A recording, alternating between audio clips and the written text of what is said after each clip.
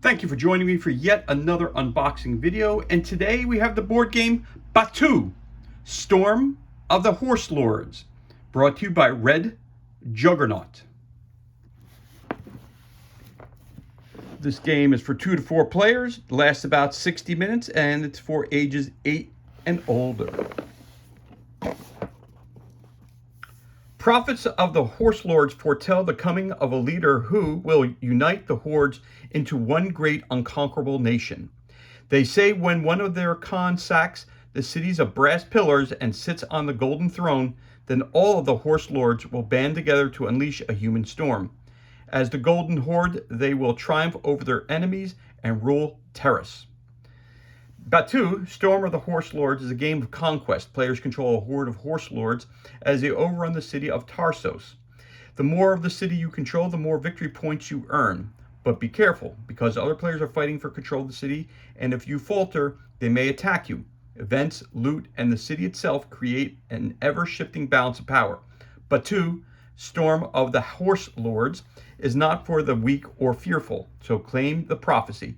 Conquer the city of brass pillars. Of course, if you have more questions about this game, you can always go to www.redjuggernaut.com for news, information, forums, answers to questions, and more. So here's your table of contents. A little bit about how the board is set up. All right. The game was released in 2007. So let's crack this bad boy open. And let's see what kind of goodness we have on the inside. It's a rather big box. I'm going to say that right off the bat. So first thing I'm going to do is bring out the game board. The game board is big. It's a big game board. Take a look around it. So it says there's a wall here.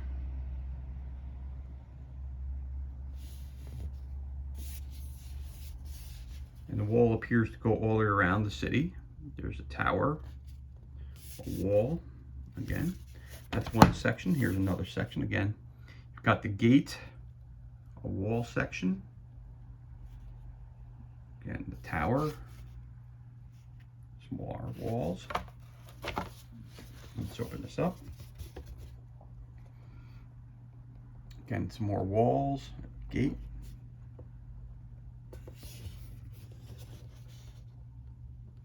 Again, the towers and walls all around it. And the back, there's nothing on it, so you can show you that real quick, and then we'll put the board out. And there you go. There is your game board. Palace is right there in the center. So as you can tell, it's a pretty large game board overall. Fits nicely on the table though, so I'm happy about that. So we're going to leave it right there in the center, and let's move on to something to tell us a little bit more about the game. We're going to take a look at Battue, Storm of the Horse Lords, and we got the rule book. So again, before the storm, gives a little background information. We're not going to read all of that.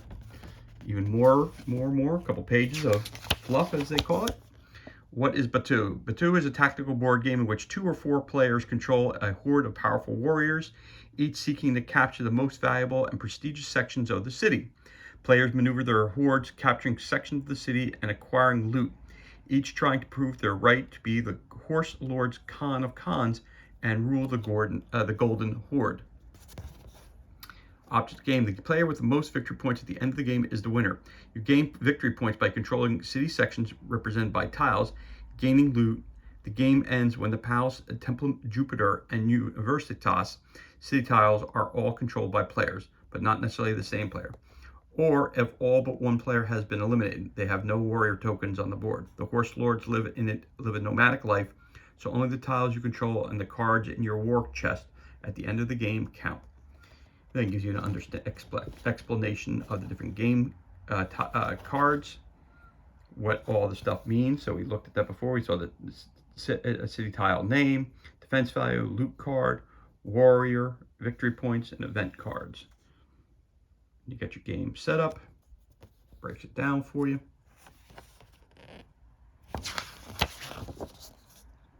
Playing Battue, how to do that, start of your turn. So it looks like you do the following phases in order. Start the turn, play cards, call reinforcements, main turn, move hordes, resolve battles, end the turn, replay your cards. Hopefully you play your cards right. Main turn. Again, how the battle takes place. Gives some nice examples, nice color examples. Resolve the battles. Again, end the turn, what you got to do. Attacking empty city tiles. And then attacking occupied city tiles, battle steps. Attack values. Winning the battle, looting, event cards, loot cards. Gaining warriors, ending and winning the game. The game ends at the end of a turn when the Palace, Templum, Jupiter, and Universitas tiles are all controlled by players, but not necessarily the same player. The winner of the game is the player with the highest victory point total. Determine your total by combining the victory point value of all cards in your war chest plus the victory point value of all city tiles you control at the end of the game. Players who have been eliminated, they have no warriors on the board, still count their victory point total. In case of a tie, the player with the most victory points from city tiles wins. The game also ends immediately if at any time there is only one player left in the game. If all other players have been eliminated, then the remaining player wins regardless of victory point totals. The winner is declared Khan of the Golden Horde. And the great people who brought you this game. And in the back, it's got some important terms right there for you. So there's your rule book. What's cool, you got a pair of dice. Ooh, doubles and sixes. Also, the inside the box is pretty nice the way it's set up, because these carbide holders are actually really, really cool. You got one for this, you got one for the figures, and then you got one for all your tiles. So it's well box is well put together. I really like the style and way that they're doing that. Very, very, very cool. Very cool. Nice sturdy. That's what I like about it. So let's take a look at some of these cards. We got event cards. Got loot cards. Lots of loot cards. So let's start off by looking at our event card first. I'm going to pull this down just a little bit so we can see this a little bit better. So here we go. We got event cards. So here's your event. It says Roma Senator, and then I'll give you a little background about it and how many victory points it's worth. It says a Roma Senator bravely comes forward and lobbies for peace. You listen to his request, then clap him in irons to display to your horde. Place this card in your war chest for victory points. So you got Roma Senator, Tribute, Roma War Curse Ritual, Dotor Mercenaries, Defectors, Sewers, Partial Map, Dark Omens, Unseen Enemies, Turncoats, Fate, Destiny, People's Defense, Uprising, Berserkers, Hidden Cache, Even the Odds, Emperor's Niece, Alliance, and the 15th Legion. So there you go. Those are your event cards. Then we've got our loot cards. Show you some of them. So here we go, loot, start of turn. You've got different icons, which will be explained in the rulebook, obviously. So it says inside information, start of turn. Look at the top 5 cards of the loot pile and place them back on top of the pile in any order. All right. Got loot, regular loot, Imperial Seal, Charge, Poison, Spoils of War, Warrior. Start of turn, add 1 warrior to any of your existing hordes. Again, warrior, warrior, warrior, loot, loot, loot, cash. And the turn places card in your war chest for victory points. You get 3 victory points for that. Big loot, tactics, oracle, warrior, attrition, thief, outmaneuver. So it says about the oracle. Start turn. Look at the top card in the event deck. Do not tell the other players what it is. Place it back on top of the event deck. All right, that's some of your loot cards. And then we've got more loot cards. Gathering start of turn. Until the end of your turn, when you draw loot cards, always draw 1 additional loot card. Until the end of your turn, you must discard 1 loot card from your hand at the end of each battle. All right. You got Wastrel, Warrior again, Unseen Allies, Call to Action, Last Stand, Big Loot, loot, Change of Fate, Recon, bunch of Recon cards, Faint of Heart, Outmaneuver, Warrior, Recruits, Spirited Defense, Spy. Choose an opponent, look at his or her hand of cards. Glory, Defense, Tending to the Wounded, Rampart, Crushing Attack, Blind Luck, One Last Push, and Spy and Defense. Defender, for this battle, add +2 to the defensive value of any city tile where you do not have a warrior. So those are your loot cards. You also have loads and loads of tiles for this game. And here they are. The foreign quarter. Nothing on the back except it says the title of the game. So there you go. Foreign quarter. Again, you just place them down on the map like that and they fit perfectly. Got that one. You got Outcast quarter.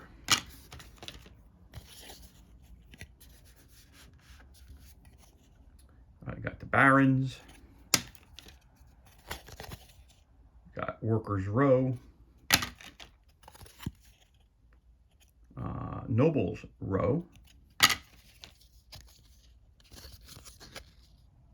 Sepulchrum.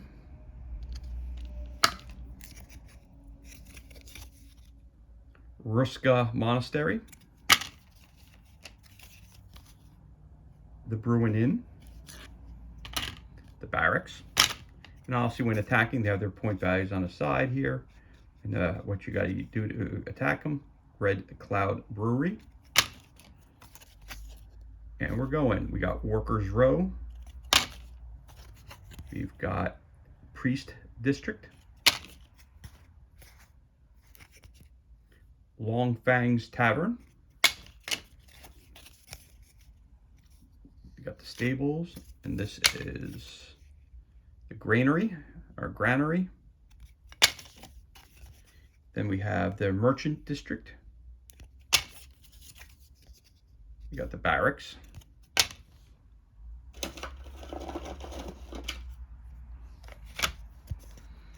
Cistern. Again, so we got loads and loads of these as I'm showing you here. Green Guard Post. You've got the Warehouse. You've got the Messenger Guild. Blackguard Post. Imperial Barracks. Now again, I don't know, again, you have to read the rule book. One thing that you may have to do, I'm not sure, gotta move somebody over here so you can see everything. Because you got, as you can tell, you got a pile of these tiles here. I'm not sure whether these are set up where you flip them over and you place them anywhere on the board you want to, or if there's a specific setup. You'll have to read the rule book to see that. But I think that it's just very generic. You just pull one and you place it on the board wherever you think it goes. I don't think there's like a starting way to do this. Then we have the Templum Minerva, shaped like a cross, which is really cool. I'll show you the whole thing. Like you're walking into it. Very, very, very cool.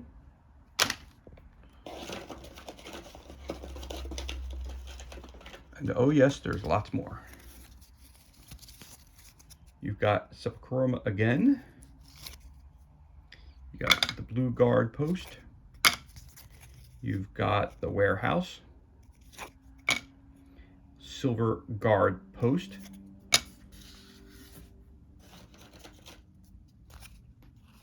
Then you've got one shaped like this, which is the Scola. That's very cool. Then you have here, you have the Universitas. Again, these are the big ones where they were saying that you have to, which is cool because they all kind of, you can put them in any different way that you want, which is kind of cool. As long as they fit, you know, however you want to place them in the city, you can. So very, very cool. This is again one of the ones you have to capture. You know, there's three different ones that have, or once they're captured, the game ends. And you count up your points. Oops, let's move that over to here.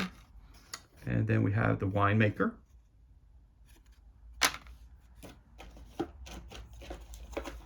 We have ones that say war chest on them. Everybody gets one of these. The front and back are the same. Put that over here. Oh, just drop one real quick. I picked that up. All right. We got a couple small ones here. We got, what is this here? You got the Goldsmith. You got the Swan Tavern. You've got a hovel. Again, the backs are all the same. Hovel. You've got a ritualist. You've got another hovel. Another hovel.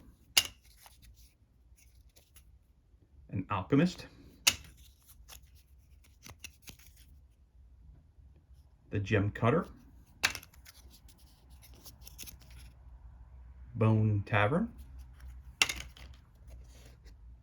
The barracks.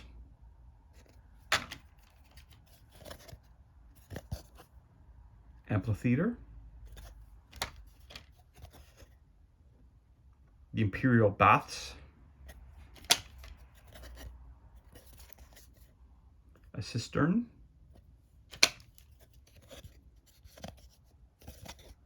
Oh, got some baths. We've got the leather goods.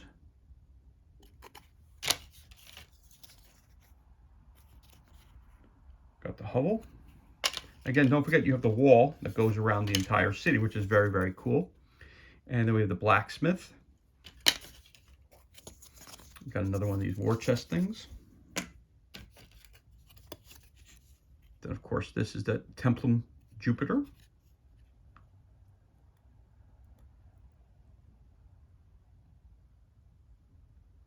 Which is another one shaped like a cross. Very cool. And we have the cloth merchant. And last but not least, we have the palace, which goes right in the center. There is the palace. And palace, as it says right there, that's the piece that goes bloop right there. So those are all of your different places that you're going to be attacking. Okay, different tiles that we have there. And then we have a whole bunch of figures for each side. So there they are. So obviously they're all different colors to represent the different armies. All the sculpts are pretty much the same, for it doesn't matter what the army is. So you got this, which looks like a bugle. Okay, got ones that look like that. And you got a whole bunch of those in different colors. You have them in, it looks like a reddish brown, you got a green, you got a black, for the different armies. We got lots of those.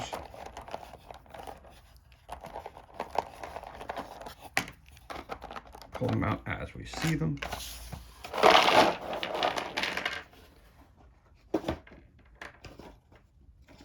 Okay, we got a bunch of those. Then, of course, we've got our riders on horseback.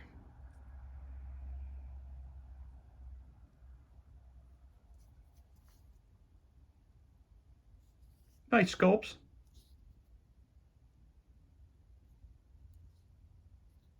Again, every sculpt is identical. So you got something like that. You got a bunch of those in this color here, which is like a, I want to say a tannish color or sand color.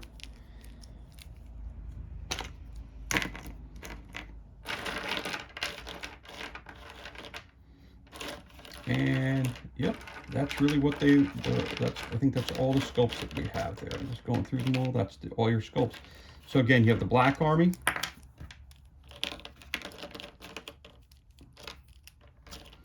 You can see you have a Black Army. Lots and lots of these. Again, you have that sandy color army.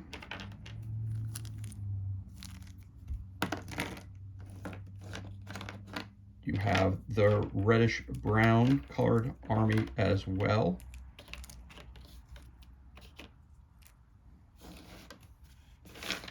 push things over here just a little so you see them. So you get the reddish brown colored army, or a rust color, depending how, depending what you want to call it. And you have your green army. And your green army will have a combination of men on horseback. All the armies will have guys on horseback and your bugles. That's what you have. Those are the two figures that are in everybody gets. So you get these here.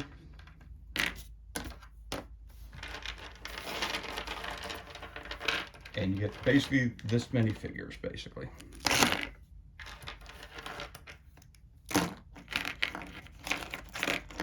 I'll pull that war chest thing out there. So there's your figures. In general, again, you only get, there's two different sculpts of figures in this game. I'll show you just in two different colors real quick. Again, you get the horse and you get the bugle. That's it. And here's your war chest things. Put those right on top there as well. And there you have it. Everything that's included in this unboxing. And this concludes the unboxing of